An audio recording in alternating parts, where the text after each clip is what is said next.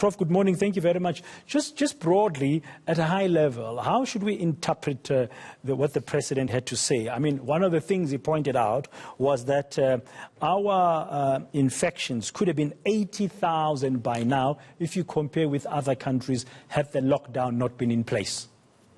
Yes, I think that's really a critical speech that was made last night, and I think it recognizes that we are at the point where we are able to relax the current state of the lockdown. Because remember, these interventions, because these are really physical interventions like the lockdown, certainly have a lifespan and they don't really achieve much after a period of time. So it's really critical that the lockdown is certainly being released slightly in terms of the numbers. So those numbers are really calculated from models or modeling type exercises where one tries to put in as much data as we know in order to see what the trajectory would be without a lockdown. So I presume the models are showing that, in fact, our trajectory is slower than expected, and therefore we can certainly release that. I think I spoke yesterday about the so-called effective R. In other words, the rates of transmission have certainly decreased,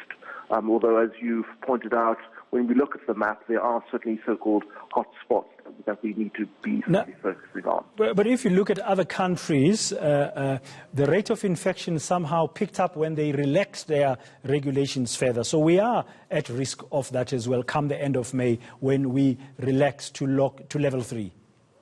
Yes, so that's the key part in that as we relax the lockdown, and given that there will be an increase in movement, also relaxation of all those elements that the President has outlined that we should still strictly adhere to, we may see an increase in the number of cases. That was likely is inevitable. So I think it's still really key for us to emphasize those ideas around, or not ideas, but the practices in terms of physical isolation, the movement to be limited, the wearing of masks, the hand hygiene, the etiquette in terms of coughing and sneezing. So all of those things still need to be in place, and workplaces, and if there are schools to be opened as well, then I think it's really critical that those workplaces ensure that their staff, when they return back to work, are working in environments that will limit exposure and risk. If you look at our provincial spread of the latest statistics, Western Cape still the epicenter, followed by Gauteng, then you've got Eastern Cape, then you've got KwaZulu-Natal.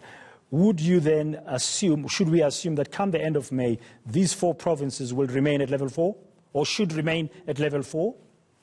No, my view is that those areas within those particular provinces we may have to consider with regard to level 4, moving from level 4 to level 3, or have a more nuanced approach. It may be difficult to either release them for level 4, I agree with that, or some nuanced approach that will allow for some movement within that, but still allow for control.